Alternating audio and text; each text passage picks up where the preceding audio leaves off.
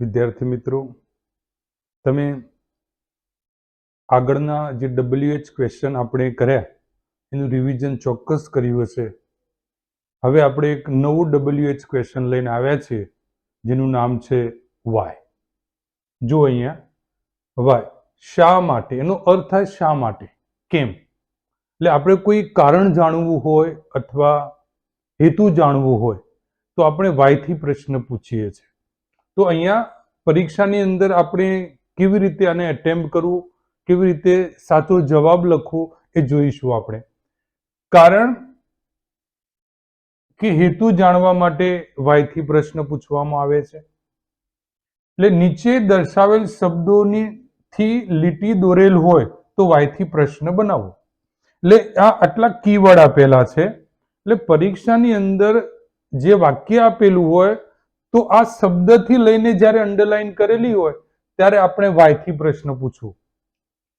સો, પછી ધેરફોર છે, પછી બીકોઝ છે, સિન્સ. આ સિન્સ સમય માટે પણ હોય છે, પણ અહીંયા બીકોઝના અર્થમાં છે. અહીંયા એ કંજક્શન તરીકે છે, કારણ દર્શક. એઝ પણ કારણ દર્શક છે, સો ધેટ એ પણ કારણ દર્શાવે છે, વિથ અ વ્યૂ ટુ હેતુ, ટુ એ પણ હેતુ, ફોર કારણ હેતુ, ઇન ઓર્ડર ટુ એ પણ હેતુ દર્શાવે છે, ઇન ઓર્ડર ધેટ હેતુ, ડ્યુ ટુ કારણ, ઓઈંગ ટુ કારણ, ઇન સર્ચ ઓફ એ પણ શું દર્શાવે છે, હેતુ દર્શાવે છે. એટલે પરીક્ષાની અંદર આમાંથી કોઈ પણ શબ્દ આપેલો હોય એના નીચેથી અંડરલાઈન કરેલી હોય એટલે સમજી લેવાનું કે આપણે વાયથી પ્રશ્ન બનાવવાનો છે. તમે અહીંયા મેં કેટલાક એક્ઝામ્પલ આપેલા છે. એ પહેલા એક ફોર્મેશન જોઈ લઈએ કે વાય પછી હંમેશા સહાયકારક ક્રિયાપદ આવે. એટલે વાક્યની અંદર જે કોઈ પણ સહાયકારક ક્રિયાપદ હોય એ અહીંયા આવે, પછી કર્તા અને પછી ક્રિયાપદ અને પછી બાકીનું વાક્ય જે હોય એ અહીંયા અન્ય પદ તરીકે આવે. અહીંયા તો અહીંયા એક્ઝામ્પલ્સ દ્વારા આપણે સમજવાનો પ્રયત્ન કરીએ. Parag went to Canada to get his master degree. તો અહીંયા તમે જુઓ કે અહીંયા ટુ આપેલું છે, એટલે ટુ થી આપણે કોઈ કારણ કે હેતુ દર્શાવી શકીએ છીએ. એટલે જ્યારે આવી રીતે ટુ થી કોઈ આપણને અંડરલાઈન કરેલી હોય એટલે સમજી લેવાનું કે આપણે વાયથી પ્રશ્ન બનાવવાનો છે. તો અહીંયા પહેલા તો વાય મૂકી દઈશું કે આપણે વાય મૂક્યો, અને વાય પછી તમે જુઓ સહાયકારક ક્રિયાપદ. એટલે ક્રિયાપદ જે આપેલું છે વેન્ટ એ V2 છે. એટલે V2 ની અંદર V2 તમે જુઓ કે V2 જ્યારે પણ હોય ત્યારે એની અંદર મૂળ ક્રિયાપદ પ્લસ ડીડ આપેલું હોય. V2 એટલે મૂળ ક્રિયાપદ પ્લસ ડીડ. એટલે આપણે સહાયકારક ક્રિયાપદ ડીડ આપણે એમાંથી બહાર કાઢ્યું, આ બહાર કાઢ્યું. પછી વાક્યનો કર્તા પરાગ. હવે અહીંયા વેન્ટ છે એનો મતલબ કે ગો પ્લસ ડીડ એટલે ગો રહ્યું એટલે અહીંયા go to Canada question mark. એટલે why did Parag go to Canada? તો એનો જવાબ છે to get his master degree. બીજા વાક્યની અંદર Nita is absent because of her illness. એટલે તમે જુઓ કે અહીંયા બીકોઝ થી આપણે અંડરલાઈન કરેલી છે, અહીંયા બીકોઝ શબ્દ આપેલો છે. એટલે બીકોઝ થી અંડરલાઈન કરેલી હોય એટલે સમજી લેવાનું વાય થી પ્રશ્ન પૂછવાનો. એટલે અહીંયા વાય પછી સહાયકારક ક્રિયાપદ ઇઝ છે, પછી કર્તા નીતા અને absent question mark. Why is Nita absent? તો Nita is absent because of her illness. અહીંયા ત્રીજા વાક્યમાં a crow roamed in search of water. તો તમે જો આ શબ્દ આપેલો છે ઇન સર્ચ ઓફ, તો ઇન સર્ચ ઓફ શબ્દથી આપણે અંડરલાઈન કરેલી છે અહીંયા એટલે વાય થી બનાવવું. તો અહીંયા વાય પછી જો અહીંયા V2 આપેલું છે. એટલે V2 જ્યારે પણ હોય ત્યારે એની અંદર મૂળ ક્રિયાપદ પ્લસ ડીડ આપેલું હોય. એટલે કોઈ પણ ભૂતકાળનું ક્રિયાપદ હોય એ ભૂતકાળનું ક્રિયાપદ એટલે મૂળ ક્રિયાપદ પ્લસ ડીડનું મિશ્રણ. તો એમાંથી આપણે ડીડ બહાર કાઢીશું. તો આ ડીડ, પછી અ ક્રો અને પછી મૂળ ક્રિયાપદ રહ્યું રોમ ક્વેશ્ચનમાં. તો આવી રીતે આપણે પ્રશ્ન બનાવી શકીએ. 4 નંબરનું example, Komal goes to a library with a view to reading some story books. તો તમે જો with a view to એટલે અહીંયા with a view to પણ એટલે આમાંથી કોઈ પણ શબ્દ આપેલો હોય એના નીચેથી અંડરલાઈન શરૂઆત કરેલી હોય તો સમજી લેવાનું કે તમારે વાય થી પ્રશ્ન બનાવવાનો છે. તો અહીંયા આપણે લખીશું પહેલા વાય, આ વાય મૂક્યો. હવે goes છે એટલે જ્યારે પણ એસ પ્રત્યય લાગેલો હોય ક્રિયાપદનું, જેમ V2 છે એની અંદર મૂળ ક્રિયાપદ પ્લસ ડીડ છે. જ્યારે V5 હોય ત્યારે એમાં શું હોય તો V5 શાનું બનેલું છે તો મૂળ ક્રિયાપદ પ્લસ ડઝ, એટલે એમાંથી આપણે ડઝ બહાર કાઢીએ છીએ. ડઝ પછી કોમલ અને પછી મૂળ ક્રિયાપદ ગો ટુ અ લાઇબ્રેરી ક્વેશ્ચનમાં. એટલે આવી રીતે આપણે પ્રશ્ન પણ બનાવી શકીએ. આપણે 10મા ધોરણ અને 12મા ધોરણની અંદર, 9મા ધોરણની અંદર અને 11મા ધોરણની અંદર, આ 4 ધોરણની અંદર વિકલ્પો પૂછાય છે, ઓપ્શન્સ આપેલા હોય છે. એટલે ઓપ્શન્સ માંથી જવાબ કેવી રીતે આપણે પસંદ કરવો એ આપણે હવે જોઈએ. ની અંદર કેવી રીતે પૂછાય છે આપણે જોઈશું. બોર્ડમાં નીચે મુજબ પૂછાય છે. આગળના WH ક્વેશ્ચનમાં પણ આપણે ચર્ચા કરી છે કે આપણે જવાબ કેવી રીતે સિલેક્ટ કરવો. જુઓ અહીંયા આ પહેલું જે એક્ઝામ્પલ આપેલું છે, I visited the library with a view to reading N English newspaper.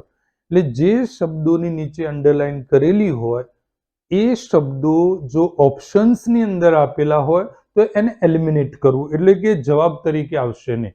બીજું, વાક્યનો જે કાળ હોય એ કાળમાં જ પ્રશ્ન બનાવેલો હોવો જોઈએ, બીજા કોઈ કાળમાં ચાલે નહીં.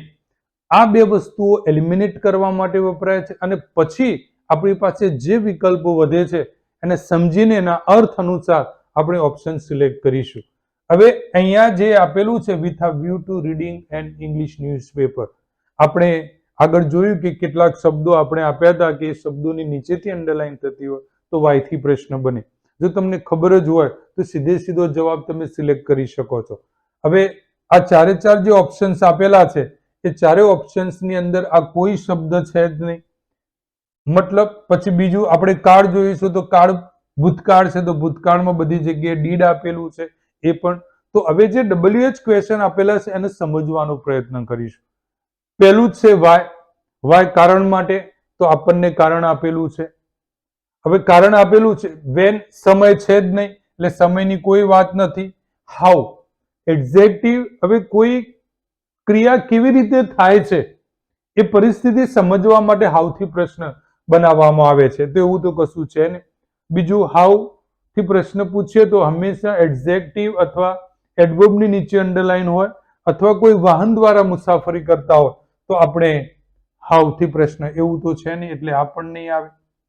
હુમ કર્મની નીચે અંડરલાઈન હોય અને કર્મ હંમેશા ક્રિયાપદના પછી, આ ધ લાઇબ્રેરી કર્મ છે પણ કર્મ નાન્યતર જાતિ છે એટલે વોટથી પ્રશ્ન બને. પણ આની જગ્યાએ જો મનુષ્ય જાતિનું નામ કે સર્વનામ હોય તો આપણે હુમથી બનાવી શકીએ. એના નીચે અંડરલાઈન છે ને એટલે આ પણ નહીં આવે. તો આ પણ એક જ જવાબ બચે છે હવે વાય. બીજા એક્ઝામ્પલની અંદર the girls went to the market to buy fruits.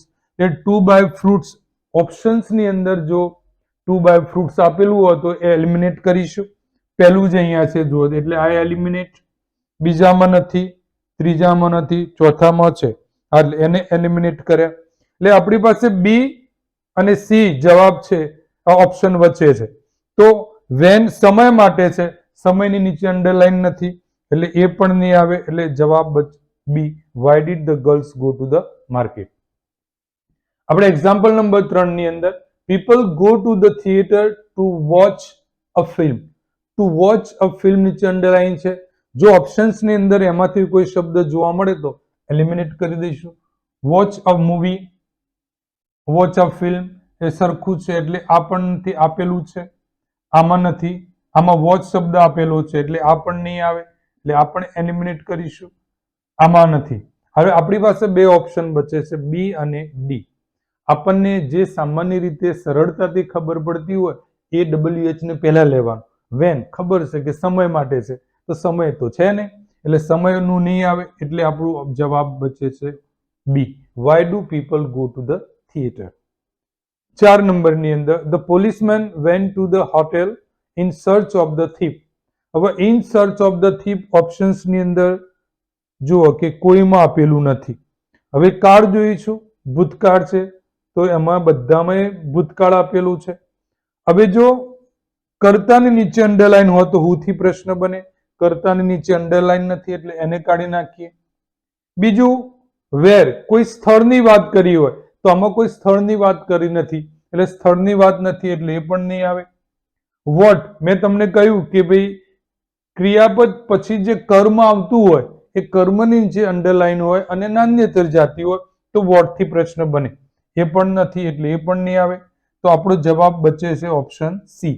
Y did the policeman go to the hotel? તો આવી રીતે પરીક્ષાની અંદર આપણે સમજી વિચારીને એ ઓપ્શન સિલેક્ટ કરીશું.